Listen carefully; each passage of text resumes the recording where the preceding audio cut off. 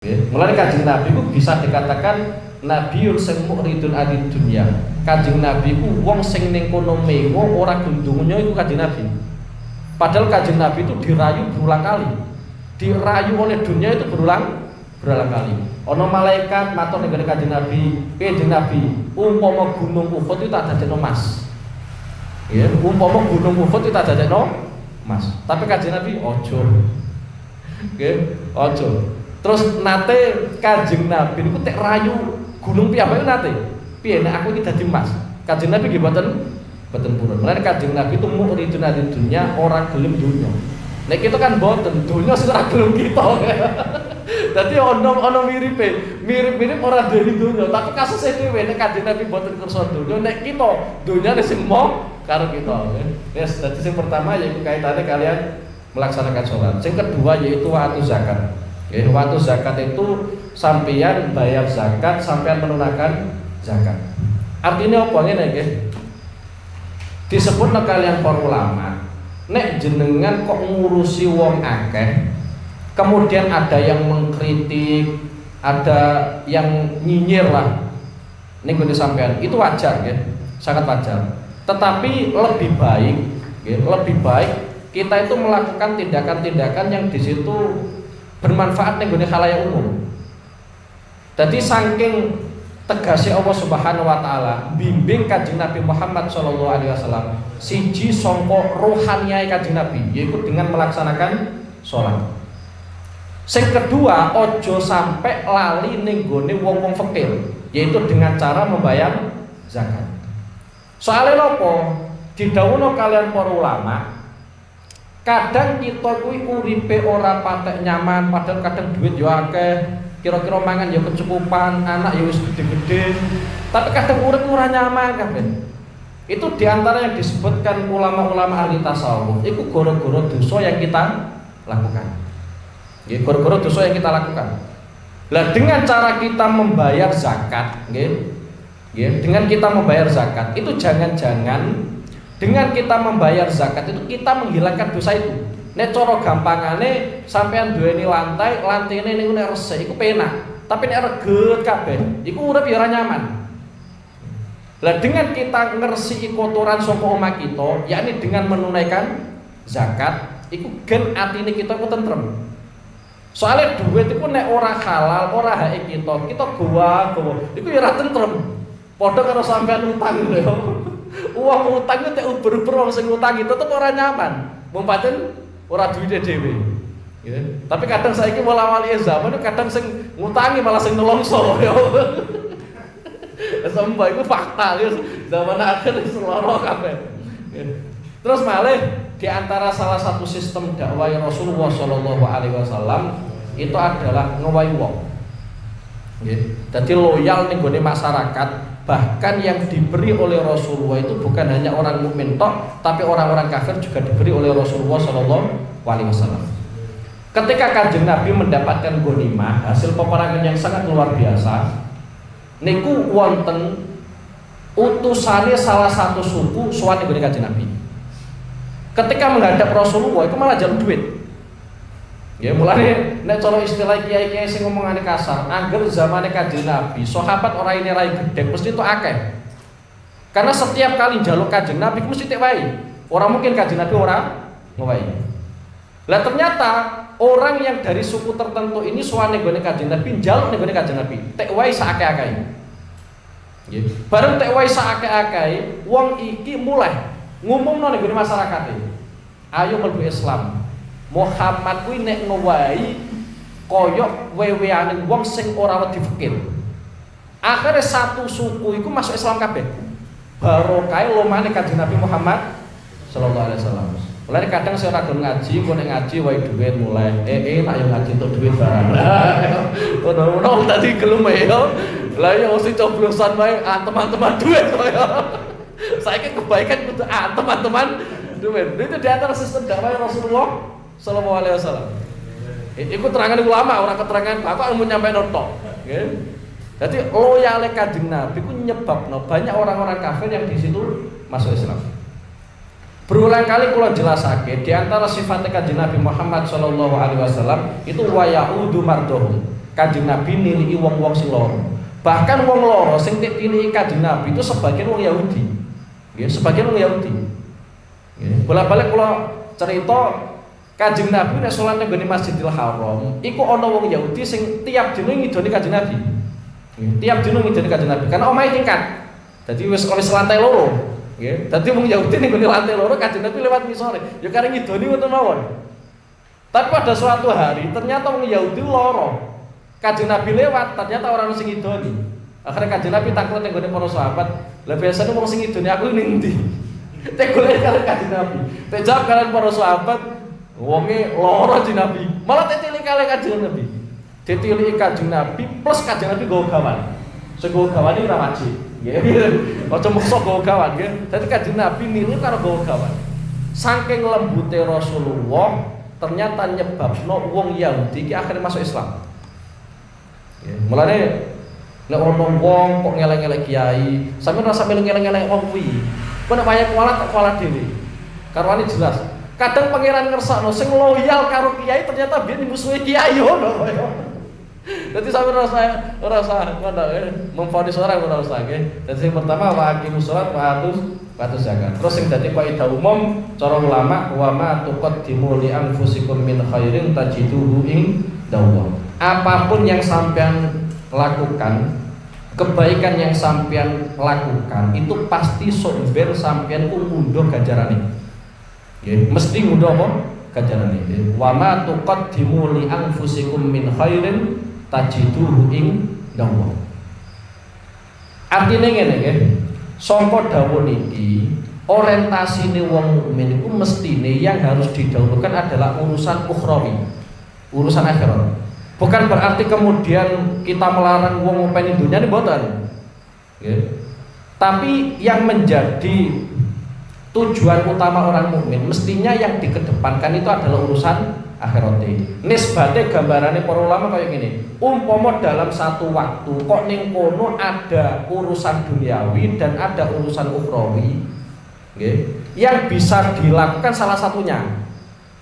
Nggih, yang bisa dilakukan salah satunya. Mestinya yang kita utamakan adalah urusan ukhrawi. Nggih, urusan ukhrawi. Semisal kaya ngene, nggih, cara gampangane ning kono bagi-bagi duit, ning kene ternyata ngaji. Kira-kira di sini ndi? Ya bagi-bagi duit. Pancen untuk dunya sini. Ora sampai wonten dawuh pancen yo lucu, tapi tak angen-angen bener. Wong kuwi nek abdi dunya, nggih. Wong kok dadi kawulane dunya iku mesti luwih khawatir urusan duniawi. Aku ora koreksi sampean nggih. Iki dawuh ulama. Wong ku nek wis dadi kawulane dunya, iku mesti piyambake luwih khawatir ora entuk jatah dunya. Tapi wong kok nek wis dadi kawulane akhirat, iku luwih khawatir urusan akhirat. Mulai kaya Nabi Yakub, iku meseni ning gone putra-putrane mata buduna mimbakdi, apa sing sampean sembah sawise aku kapundhut. Karena yang dikhawatirkan oleh Nabi Ishak, Nabi Yakub, Nabi Ibrahim itu adalah nanti keturunannya kira-kira nyembah sapa. Jadi saat durunge beliau niki kapundhut, anak iki toto sampean tetep nyembah Allah Subhanahu wa taala. Tek toto tenanan. Iki nuduhno beliau itu adalah abdul akhirat, kawulane akhirat. Karena yang paling dikhawatirkan adalah urusan akhirat, nggih. Kita iki abdul dunya kabeh iki. Orang untuk jatah dunia susah lah kaprah nggih. Ya sebab tuqaddimu li anfusikum min khairin tajidu indallah.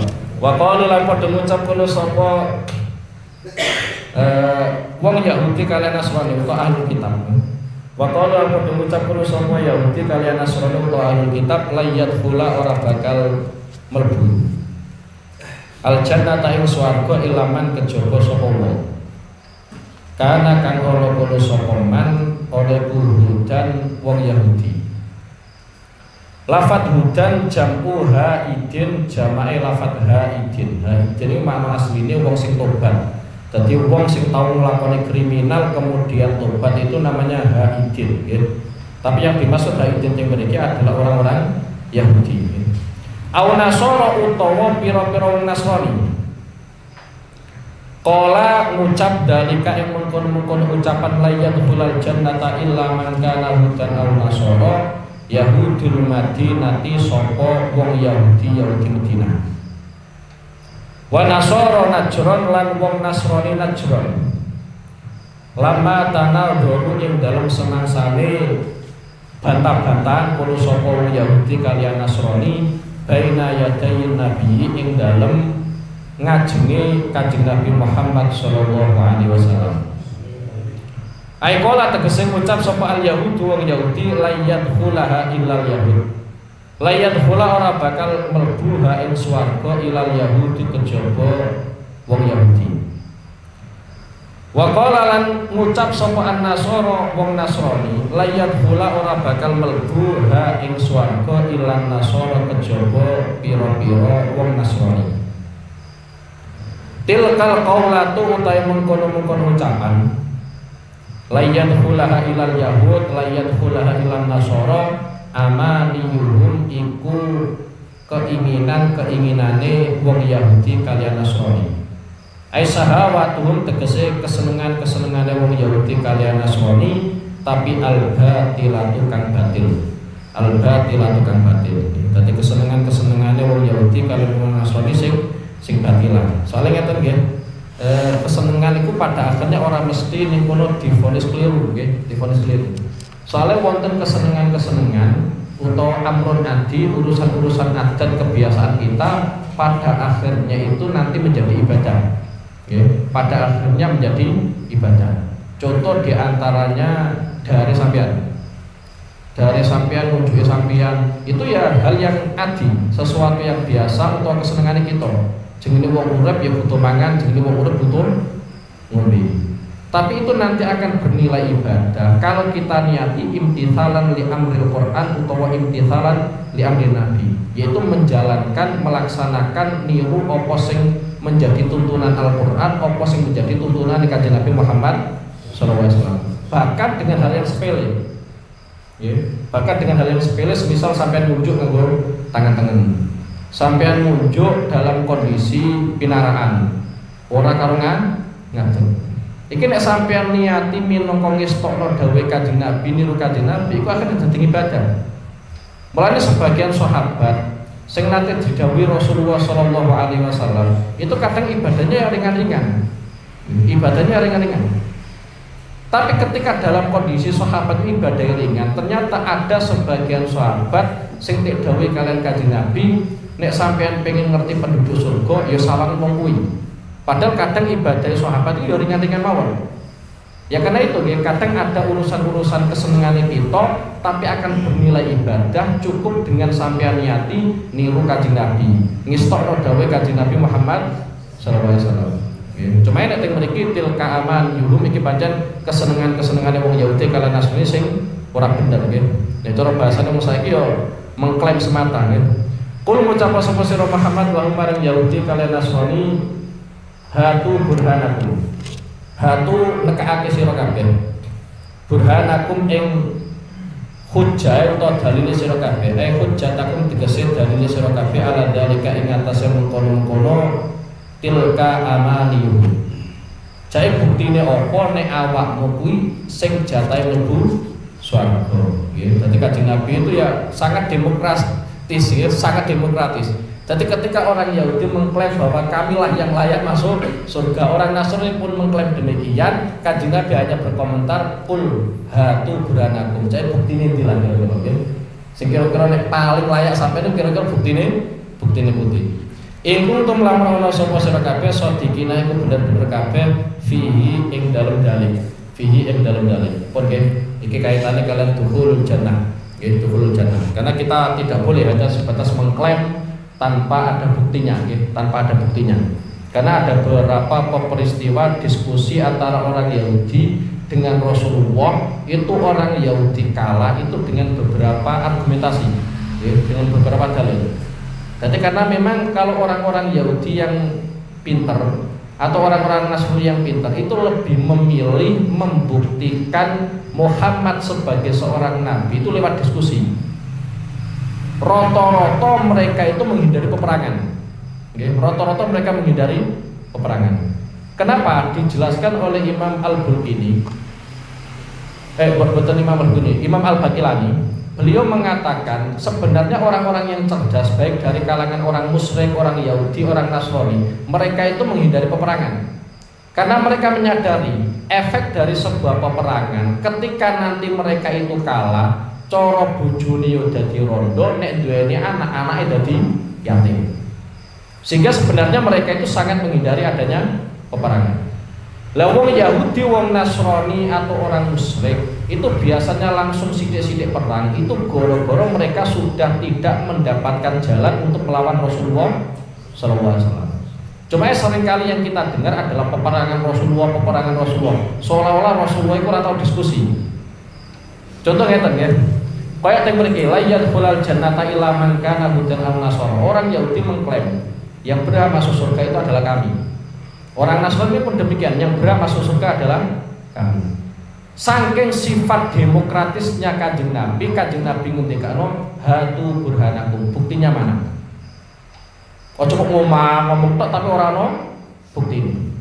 Sebagian orang Yahudi ketika mereka mengklaim bahwa kami adalah kekasih Allah, kami adalah kekasih Allah, kami adalah orang yang dicintai oleh Allah, itu kemudian ada ayat turun, qul in kuntum tuhibbunallaha fattabi'uni yuhibbukumullah wa yaghfir lakum dzunubakum. Ciri khas wong iku nek senengi pangeran iku nek karo Kanjeng Nabi anut. Ternyata sesuatu yang paling diingkari oleh orang Yahudi itu ternyata mengikuti Kanjeng Nabi Muhammad sallallahu alaihi wasallam. Sehingga argumentasi mereka pasti terbantahkan. Jadi ketika orang Yahudi dalam ayat yang lain mengatakan kami adalah kekasih Allah, nahnu auliya Allah, kami adalah kekasih Allah, orang yang dicintai oleh Allah, yang lainnya tidak.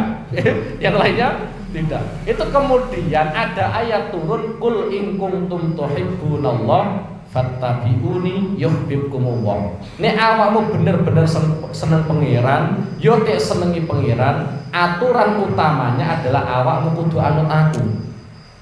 Sehingga orang-orang Yahudi nggak mau mereka, terus kadung gengsi jauh, wong kadung toko dan ujuk-ujuk ono pendatang anyar, suksesnya luar biasa, yaitu rupanya Rasulullah sallallahu alaihi wasallam. Nek dekne melu Kanjeng Nabi nanti cara gampangane sing ngefan dekne kan akhirnya melu Kanjeng Nabi, orang melu karo toko wong Yahudi.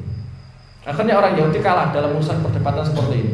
Sama seperti ini, ketika orang Yahudi itu mengklaim bahwa mereka yang berhak masuk surga, orang Yahudi pun demikian, orang Nasrani pun demikian, Kanjeng Nabi hanya mengatakan hatu burhanakum. Jadi sekali zaman Kanjeng Nabi sekali ada orang yang mengklaim itu harus ada buktinya. Wong mau mengklaim semisal aku sing paling alim, yo harus ada buktinya. Orang kok ngongkang aku tok tapi ora ono bukti ini. Aku sing paling sugih utawa aku sing paling ganteng, ya kudu ono buktine lho ya. Ojo ngongkang aku ngaku tok nggih. Terus malah kaitane dukhulul jannah nggih. Kaitane kalian dukhulul jannah. Uang kuwi mlebu swarga nek cara panduane hadis niku bisa babi rahmatillah. Kita mlebu swarga itu murni rahmati Allah, murni anugerah Allah. Bukan karena amal kita. Bukan karena suku kita, bukan karena status kita, bukan karena golongan kita. Tapi karena murni anugerah Allah Subhanahu wa ta'ala. Ini yang menjadi pijakan Ahlussunnah wal Jamaah. Sehingga dalam sebuah hadis Kanjeng Nabi ku nate ngendikano la yadkhula ahadukumul jannah bi amalihi. Orang mungkin salah satu di antara kalian semua iku mlebu swarga berdasarkan amali piyambak-piyambak. Sampai sahabat itu takok, "Wala anta ya Rasulullah?" Jenengan disami Kanjeng Nabi. Jawab kalian Kanjeng Nabi, "Wala ana." Begitu pula aku, saya tidak bisa masuk surga illa ayyataghammadaniyallahu bi rahmati, kecuali aku dipun paringi rahmat dening Allah Subhanahu wa ta'ala. Artinya dari status amal kita, dari suku kita, dari golongan kita itu tidak bisa menjamin kemudian masuk surga.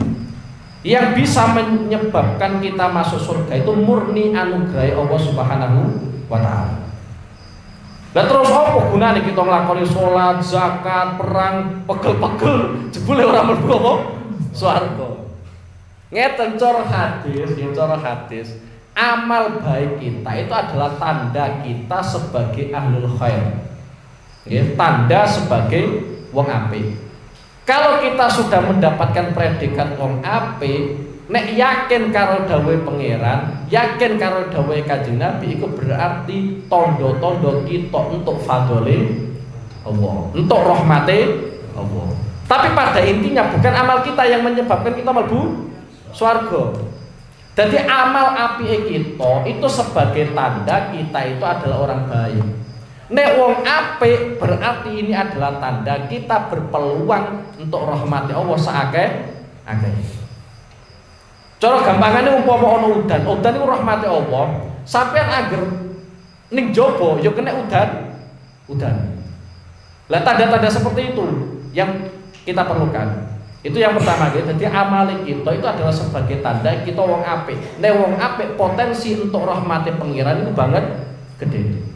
Yang kedua, fungsi amal soleh kita berulang kali saya sampaikan, itu nanti ada manfaatnya.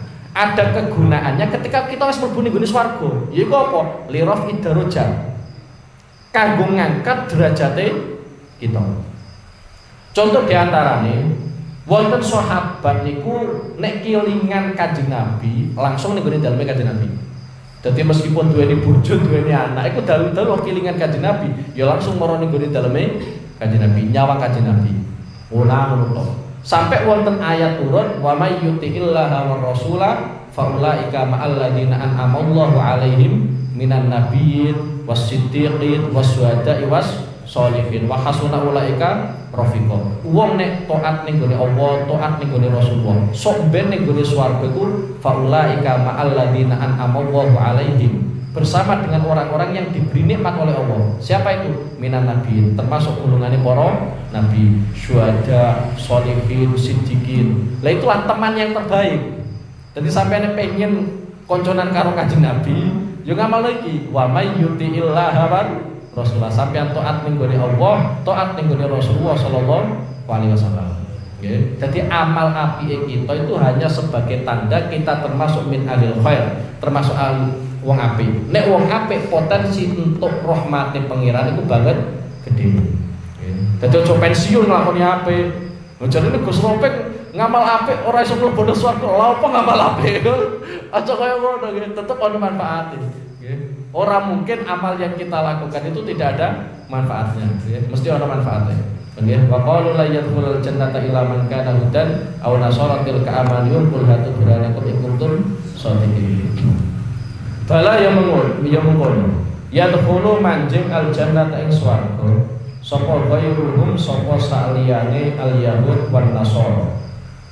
Yaiku rupane sapa man aslama wajhahu lillahi wa huwa muhsinun falahu ajrun inda rabbih wala khaufun alaihim wala hum yahzanun.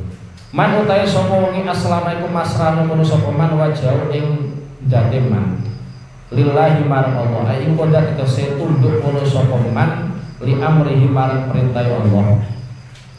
Wa khusolan dan khususake al-wajhu apa wajah, man aslama wajhahu. Kenapa yang disebutkan adalah kata-kata wajhahu? Li annal krono setune wajah iku asraful a'dha'i, luwe mulya-mulyane anggota.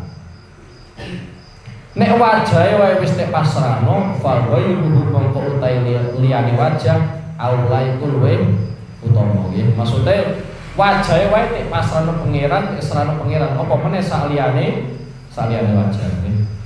Di samping iku wa muhsinun, wa utahe man iku muhsinun iku wong kang nauhidna Allah. Ai wahidun tegese wong kang nauhidnya Allah, falahu ajru inda rabbi. Falau mongko iku tetep kedue man ajruhu utahe ganjarane man ing darobihi ing dalem sandinge pangerane man.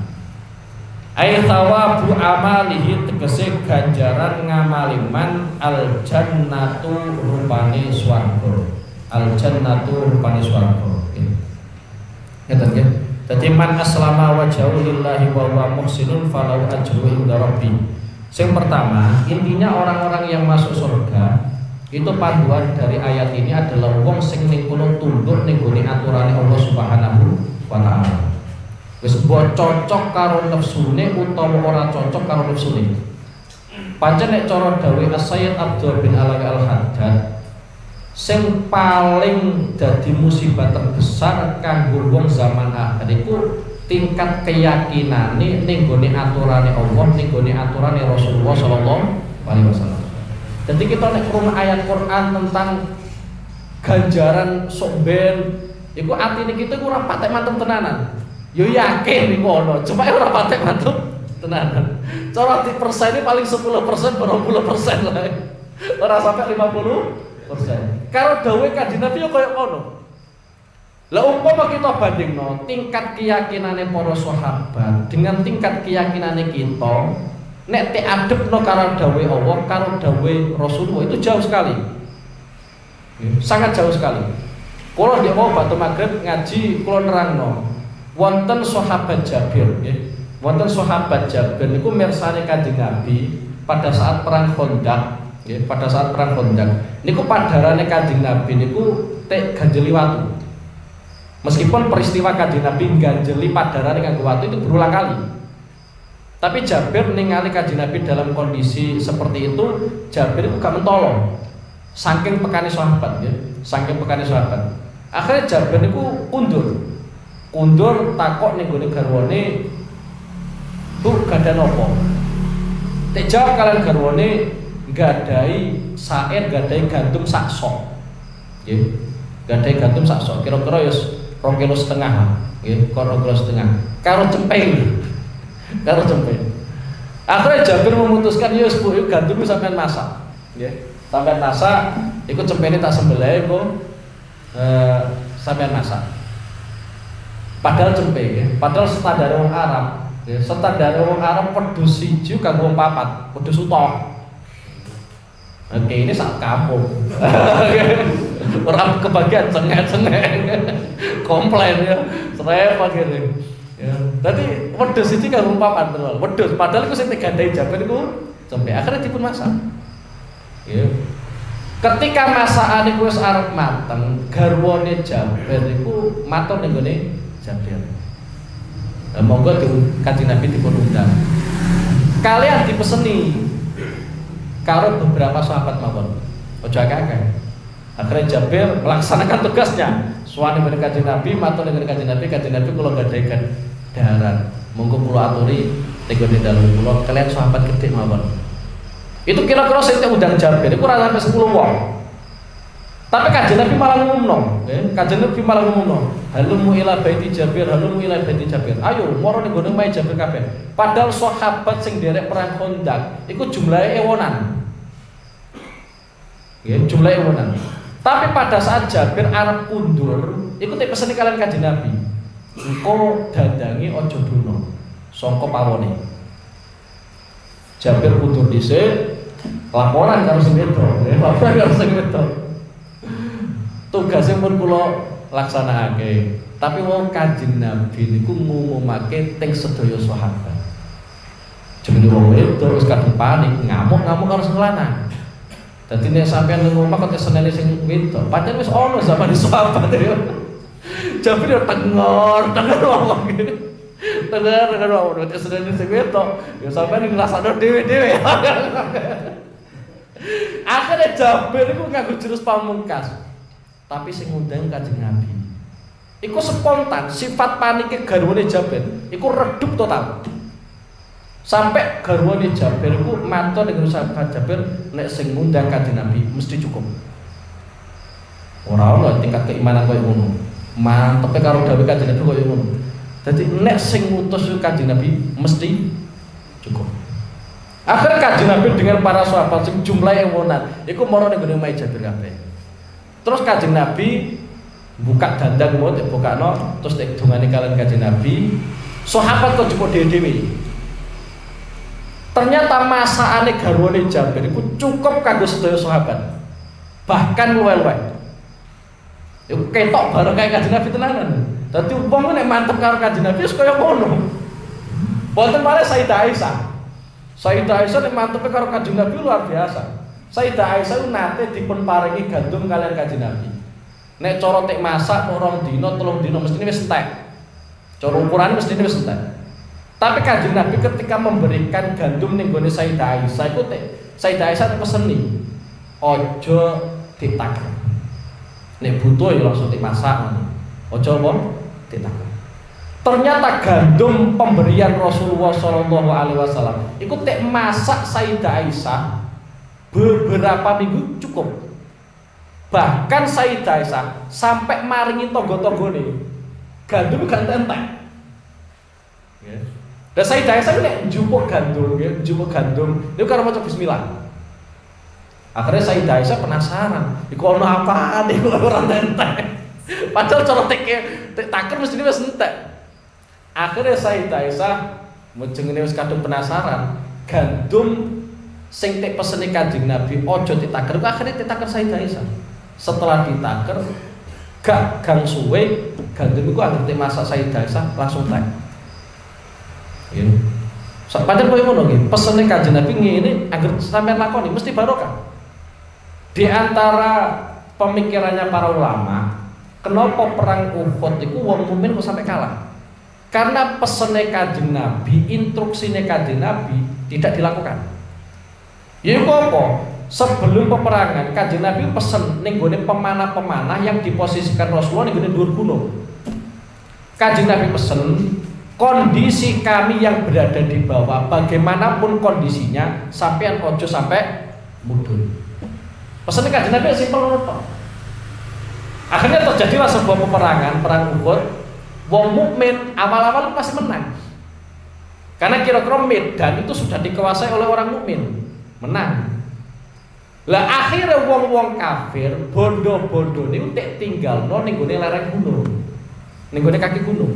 Sahabat-sahabat sing posisine ning gone kaki gunung akhirnya rebutan bondone wong kafir. Lah sahabat sing manggone-gone dhuwur kan ya pengen yo. Wong sing iso entuk jatah aku kok ora entuk jatah nggih. Akhire ana sing medun. Pimpinan sing diutus Kanjeng Nabi ning gone dhuwur gunung wis ngandani. Aja medun, pesene Kanjeng Nabi aja medun dalam kondisi apapun. Tapi jenenge wong wis kadung kena coba nggih. Akhire medun kabeh. Hanya 2 orang atau berapa itu yang masih di atas gunung. Lagi ketok cerdasnya Khalid bin Walid. Yang pada saat itu jadi panglimanya wong kafir, bisa kafir soalnya gitu. Iku melawan orang-orang mukmin dengan menguasai medannya orang mukmin yang berada di atas gunung. Lewat buri gunung langsung munggah sahabat-sahabatnya Kanjeng Nabi sing posisine ning gone dhuwur gunung tek pateni kabeh. Ya. Akhirnya dhuwur gunung dikuasai oleh orang-orang kafir. Wong mukmin sing rebutan duit ning gone ngisor, rebutan bondone wong kafir sing ning ngisor, ya karite panahe wong kafir saka dhuwur. Akhirnya, nggih, perang Uhud itu dimenangkan oleh orang kafir. Secara dohir itu menang wong kafir. Tapi pangeran ngersakno, nggih, pangeran ngersakno dengan peristiwa perang Uhud sing wong mukmin iku kalah, malah nyebabno Khalid bin Walid masuk Islam. Pangerane ape ngatur kaya ngono nggih. Dadi dengan kalahnya orang mukmin yang dibantai oleh orang kafir yang pada saat itu dipimpin oleh Khalid bin Walid, ternyata menyebabkan Khalid bin Walid itu masuk Islam. Karena Khalid bin Walid punya perhitungan, pancen wong cerdas, pemikir tenan. Wong mukmin itu sampai kalah, itu gara-gara instruksine Kanjeng Nabi ora dilakoni. Umpama instruksine Kanjeng Nabi tak lakoni, mesti wong kafir sing kalah, ora kok wong mukmin sing kalah. Akhirnya mikir angen-angen, akhirnya masuk Islam. Lah iku lagi, jadi di antara hikmahe kenapa kok wong mukmin kalah pada saat apa? Perang Uhud. Ternyata Allah menyiapkan panglima perang wong Islam yaitu Khalid bin Walid. Wes iki dadi kaitane man aslama wajhu lillahi wa huwa muslimun falahu ajru inda rabbih. Dadi semoga sampean pasrah karo aturane Allah, umpama nglanggar ya pokoke kita yakini nek iku nglanggar aturane Allah Subhanahu wa taala nggih. Dadi pasrah kemudian wa huwa muslimun kudu ngiyakini Allah Subhanahu wa taala iku esa. Iki sing paling penting. Karena di antara triknya orang-orang musyrik Mekah, mereka itu menyembah berhala. Itu juga mereka meyakini liyuqarribuna ilaika zulfa. Jadi mereka itu nyembah berhala, tapi ning gone ati niku ya mantep. Aku nyembah berhala iki tujuanku adalah supaya dekat dengan Allah Subhanahu wa taala. Tapi itu dilarang.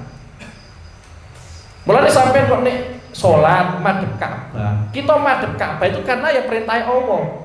Umpama kita diperintahno kok madhep ning gone Baitul Maqdis, kita pasti akan menghadap Baitul Maqdis.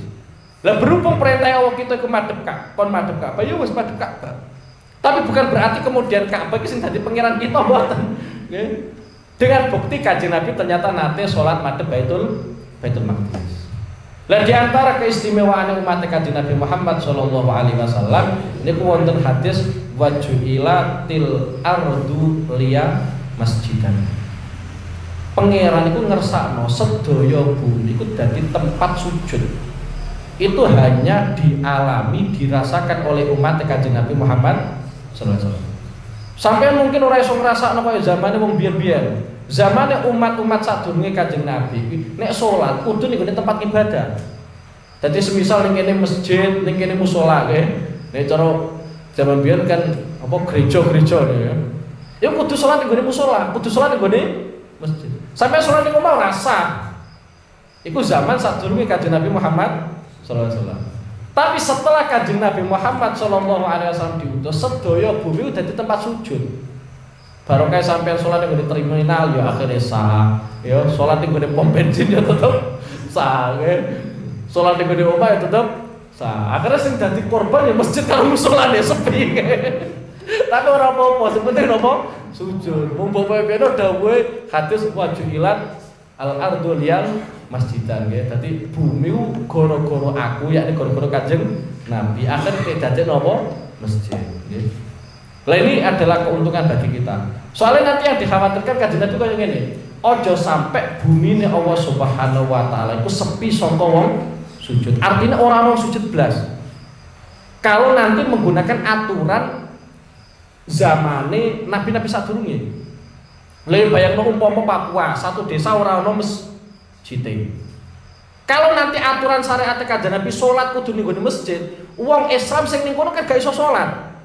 Akhirnya orang ana wong sujud. Lah barokah ana hadis wajuilatil ardu liya masjidan. Meskipun sholat tapi orang ning gone masjid tetep diarani sholat. Barokah sholat akhirnya ana wong sujud.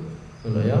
Nek sujud berarti wis nundukno awake ning gone Allah Subhanahu wa taala. Iki barokah Kanjeng Nabi Muhammad sallallahu alaihi wasallam nggih. Falau ajru inda rabbi wala khaufun lan ora kuwatir maujud alaihi ing atase man. Wala khaufun lan ora kuwatir iku maujud alaihi ing atase man wala hum lan ora ana taiman yahzanuna iku padha susah kabeh kulo sapa man ora susah ora wedi fil akhirati ing dalem akhirat fil akhirati ing dalem akhirat nggih. Iki tapi tafsiran nggih fil akhirati nggih tafsiran. Artinya ngene lho ya. Sampai nek nuruti Quran iku mestine panduane man aslama wajhahu lillahi wa huwa muhsinun falahu ajru ing darobi. Sampean sing penting tunduk ning gone pangeran, terus mentauhidkan Allah, mengesahkan Allah, satu falahu ajru ing darobi, mesti untuk jatah ganjaran. Wala khaufun ya ora duwe sifat wedi, kuwatir ya ora ono.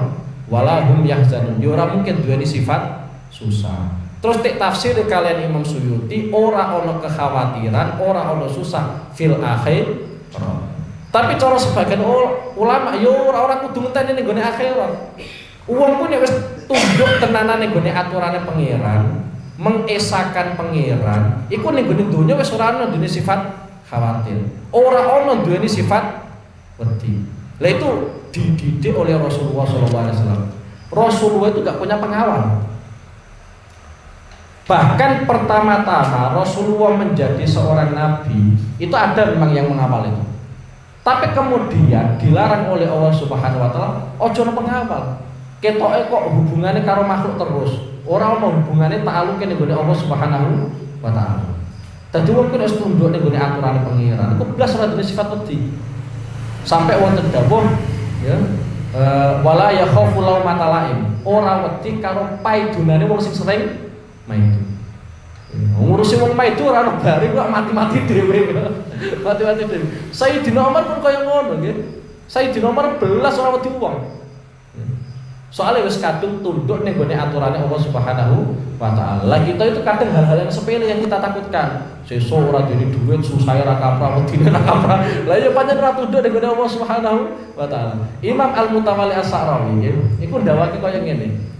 Beliau menggambarkan kita itu nek duweni sifat khawatir, itu kebangetan. Beliau menggambarkan contoh kaya kita ning gone pesawat. Kita ning gone pesawat, iku kan gak ngerti pilotnya sapa ya. Orang ngerti.